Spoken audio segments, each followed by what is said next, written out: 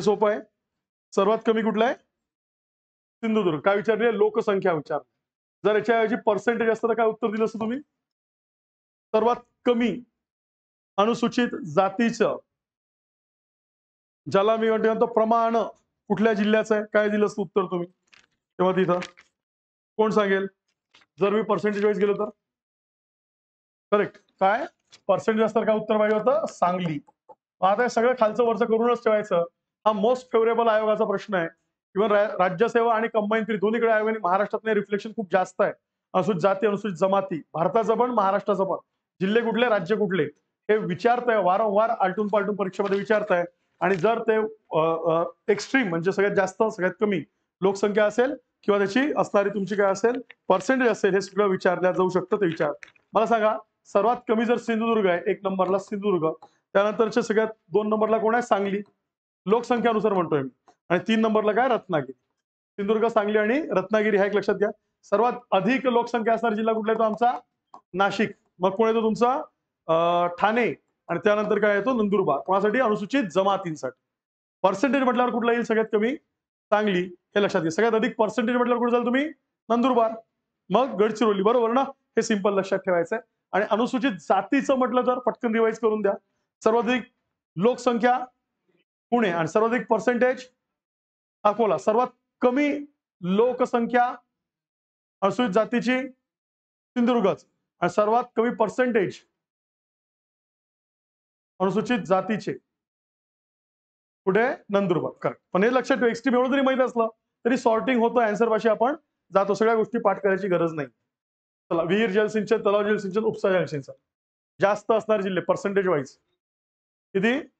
3. मग यातलं पहिलं विहीर म्हटल्यानंतर काय येईल? अहमदनगर. त्यानंतर तलाव म्हटल्यानंतर बडा ऑब्वियस काय येईल? गोंदिया. आणि उपसा जलसिंचन म्हणजेच काय? कोल्हापूर, जे आम्ही कालव्यातनं करतो.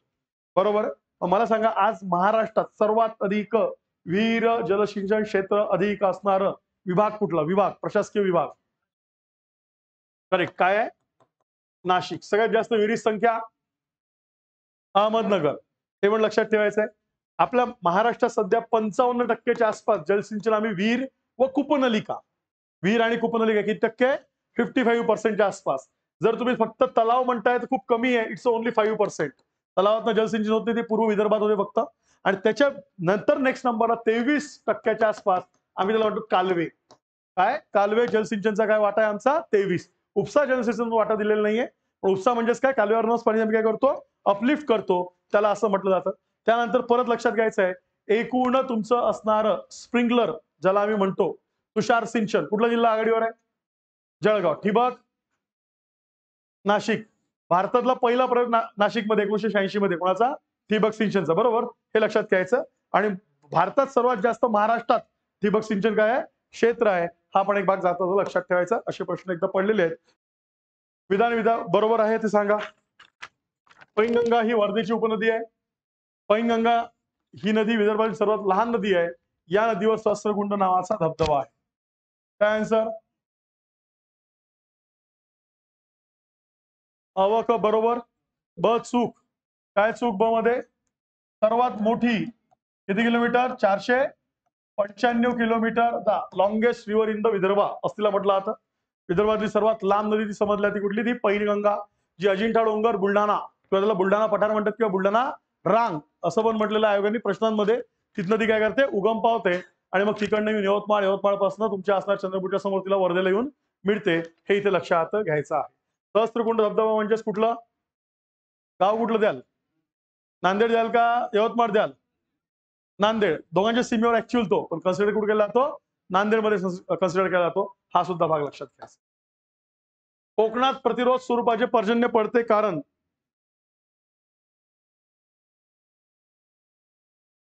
अ ब ड ब व क अ ब क ड फक्त क. किती लोकांनी फक्त 4 लिहिलंय? बरोबर. आता अरबी समुद्रात बाष्पयुक्त वारे प्रथम येतात ना, बरोबर आहे. आले मग पाऊस नाही पडत. तर रन ऑफ कच्छ मध्ये पण जातात. तिथं काही पाऊस नाही पडत. लक्षात घ्यायचं. कोकणाचे तापमान जास्त असल्याने पर्जन्यासाठी अनुकूल परिस्थिती. तापमान जास्त अनुकूल नसते, तापमान थंड पाहिजे असते. समुद्र बाष्पयुक्त वारे पश्चिम घाटामुळे कोकणावर यास प्रतिरोध केला जातो. दिस द रिझन. अरबी सागरात बाष्पाचे प्रमाण अधिक आहे. बरोबर असू शकतं. असलं तुमच्या पाऊस पडण्याचा संबंध काय ना? बाष्पाचा असेल का नसेल, पण लक्षात घ्यायचं आहे ओनली काय आहे, फक्त क हा त्यातला हे केलेला आहे. हा जर तुम्ही केला 2017च्या आसपास, दिस इज हा प्रश्न विचारला होता याच्या तुमच्या पश्चिम घाटाबद्दल शब्द टाकलेला आहे, मी त्याला मॅन्युप्युलेट केला, पण युपीचा प्रश्न आहे. त्यांनी काय केलं, आपण कोकण वापरलं, त्यांनी शब्द काय वापरलाय, पश्चिम घाट, आणि दे आर द सेम. त्यांनी काय केलेलं आहे, हे चार टाकलेले 2017चा का 16चा युपीएससीचा प्रीचा प्रश्न आहे, तो लक्षात ठेवायचा. नेक्स्ट, आदिवासी जमाती आणि जिल्हे जोडायला लावा. प्रमुख आदिवासी जमाती आणि जिल्हे कुठलं, दोन चेक करू. कोरकू म्हटल्यानंतर शुअर शॉट अमरावती, अ ला 3 एकाच्यात बसतंय, त्यामुळे हेच असलं पाहिजे. मग याच्यानंतर काय, ब ला 4 महादेव कोडी अहमदनगर, त्यानंतर मांडिया गोंड काय येईल तुमचं, एक चंद्रपूर, भिल्ल म्हटल्यावर नंदुरबार, आणि वल्हार कोडी म्हटल्यानंतर काय दिलेलं इथं, पालघर. हे सुद्धा लक्षात घ्यायचं आहे. आपल्याला माहित आहे की महादेव कोडी किंवा हे असतील तर तिकडे पुणे, नाशिक, रायगड असा पट्टा आहे. भिल्ल म्हटल्यानंतर कुठे जाईल सगळा, भिल्ड, पारधी, आणि याच्यातलं गोमित तो म्हणजे तुमचं काय ते नंदुरबार असेल, धुळे, आणि तिकडे कोरकू म्हटल्यानंतर अमरावती, आणि गोंड मांडिया गोंड म्हटलं की तिकडे पूर्व विदर्भ. इतकं ते क्लिअर करा, त्यातनं ऑप्शन्स निघतात. नेक्स्ट, खालील शहरातील महानगरपालिका त्यांच्या स्थापना कालानुसार क्रम लावा, जुने ते नवीन. कोणाचं उत्तर बरोबर आहे? किती लोक 3 लिहिलेलं आहे? तीनच आन्सर आहे. ते घाबरत घाबरत म्हणते का परत चुकलंय. चला लक्षात घ्या, 2च मिनिटं. यातलं तुम्ही कन्फर्म आता ठीक आहे, सर पाठ करायचे का?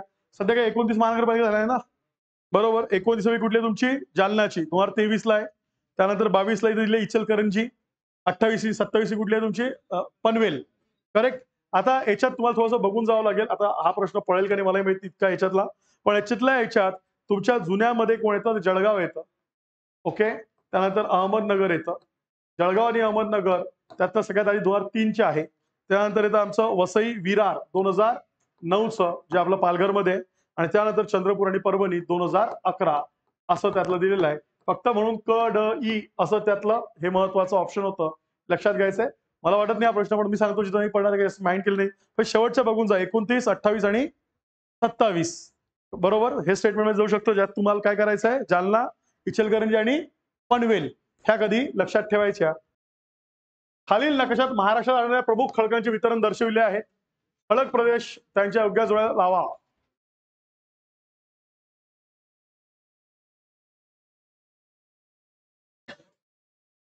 सगळे हा गुड. थोडं ऑब्वियस ग्रॅनाइट, आणि लक्षात ठेवायचं ग्रॅनाइट प्लस रूपांतरित आढळतो.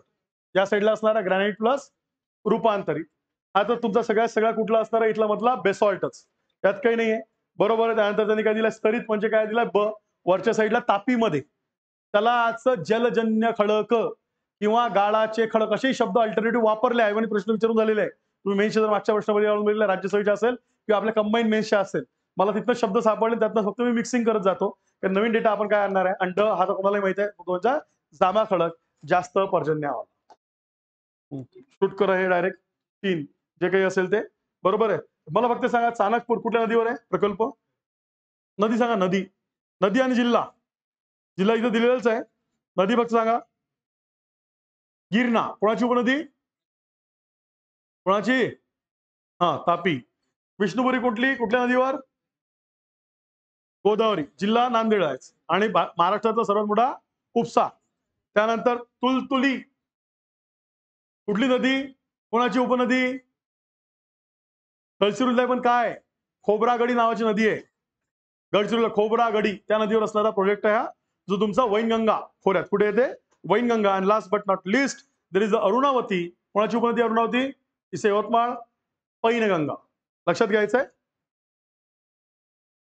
खाली वैशिष्ट्य कोणत्या नदी प्रणाली संदर्भात आहे, पांगोली, बाग, चुलपूर, कन्हान नदी, कनान आहे, कन्हान, ओके. तांदूळ या नदी खोऱ्यातील महत्वाचे पीक आहे. मॅग्नीज लोह या नदी खोऱ्यातील महत्वाची खनिजे आहेत. या नदी उपनदीवर धरणे बांधली असून जलसिंचित पाणी दृष्टी महत्वाची नदी आहे. कुठली नदी, वैनगंगा. कुठली धरणं बांधली आहे तिच्यावर, 295 किलोमीटर वैनगंगा, वर्धा 495 किलोमीटर, 495. विदर्भातली सर्वात लांब नदी, महाराष्ट्रातली उत्तर दक्षिण वाहणारी सर्वात लांब नदी, लक्षात घ्यायचंय. वैनगंगा पण उत्तर दक्षिण आहे, पण 295. आणि सिंधफणा कोणाची उपनदी आहे, सिंधफणा आमच्या गोदावरीची. बरं, तिचं काहीतरी 100 का 200 बघू, मी लिहिलंय का इथं, यस 122 किलोमीटर चिंचोली टेकड्यापासून ती वाहते. पण वैनगंगातले धरणं सांगा ना मग, महत्वाची धरणं. कुठलं? गोसेखुर्द भंडारा. अजून इटियाडोह, बरोबर आहे. गाढवी नदी, रूपनदी म्हणजे उल्लेख केलाय ना, तो पण प्रश्न पडून गेला सिंगल. इटियाडोह, गाढवी नदी, हे लक्षात ठेवायचं. भारताची तुलना करता खाली कोणकोणती विधाने सत्य आहेत ते महाराष्ट्राची भारताची तुलना करता सत्य आहेत ते ओळखा. भारताच्या एकूण वनापैकी महाराष्ट्रात 8.1% वने आढळतात. भारताच्या एकूण पशुधनाच्या 6% एवढे पशुधन महाराष्ट्रात आढळते आणि भारताच्या एकूण ज्वारी पिकाच्या क्षेत्राच्या महाराष्ट्रात 50% जास्त ज्वारी पीक क्षेत्र आढळते. ओके, तुलना करतात कुठली विधाने सत्य आहेत? काय ऑप्शन? यस, तिन्ही बरोबर आहे. फक्त इथं 50च्या ऐवजी लक्ष 50% पेक्षा अधिक आहे. सध्याची स्थिती आहे 60% क्षेत्र महाराष्ट्रात, 60% पेक्षा ज्वारी क्षेत्र अधिक आहे. एकूण महाराष्ट्र हा वनांच्या एरिया वाईज आपण किती नंबर आहे? 5 नंबरला आहेच ना आपण, बरोबर आहे. 5व्या क्रमांक. जरी आपल्या इथं वने कमी आहे, आपण जर महाराष्ट्राचं एकूण काढलं तर महाराष्ट्रात 16.51% वने आहे फक्त, आणि एकूण ट्री कव्हर घेतलं तर 20.01 वर आपण आहे. पण जर भारताचा विचार केला, राज्य मोठं आहे, त्यामुळे आपण पहिल्या 5 मध्ये येतो. हा सुद्धा पॉईंट इथे लक्षात ठेवायचा. नेक्स्ट, या जिल्ह्याने महाराष्ट्रात सुमारे 8.64% क्षेत्र व्यापलेले आहे. या जिल्ह्यात एक राज्य 5 जिल्हे संलग्न आहे. या जिल्ह्यात एकूण 11 तालुक्यांचा समावेश आहे. लिंग गुणोत्तर 938 आहे. जिल्हा ओळखा. कुठला जिल्हा आहे हा? सोलापूर. सोलापूर प्रश्न पडला असेल, तुम्ही बघितलं असेल, अमिबा सारखा जिल्हा कुठला? अमिबा सारखा आकार असणार असा प्रश्न पडलाय. आपले एमपीसी डेंजर आहे, काय टाकतील ना काय नाही. पण अमिबा, आता तुम्ही म्हणाल नाही सर अमिबाला आकार नसतो, पण सोलापूरचा असाच टाईपचा आहे ना, म्हणून त्याला म्हणतात, हे लक्षात घ्या. मला सांगा 11 वाले तुमचे जिल्हे कुठले? 11 तालुके. साताऱ्यात सुद्धा 11 तालुके आहे, बीड मध्ये सुद्धा 11 आहे. इथे गेलं तर नाशिक हा 15चा आहे, अमरावती हा काय 14चा आहे, मला वाटतं कोल्हापूर हा 12चा आहे आणि सोलापूर 11चा आहे. पण लक्षात घ्या काही शब्द 12 तालुक्यांचा जिल्हा आहे. नाशिक 15 तालुक्यांचा जिल्हा आहे. असो मला सांगा किती जिल्ह्यांमध्ये 15 तालुके अजून? नाशिक वगळता कुठले कुठले? रायगड, जळगाव, चंद्रपूर. 14 वाले